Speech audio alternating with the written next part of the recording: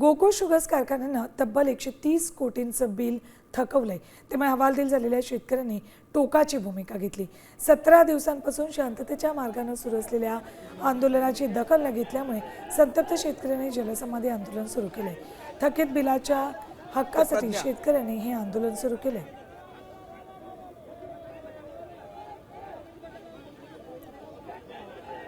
सोलापुरात या शेतकऱ्यांनी आंदोलन केले। गेल्या 1 ते 1.5 तासापासून शेतकरी कंबर तलाव परिसरात जमलेले आहेत आणि आंदोलन करतायत।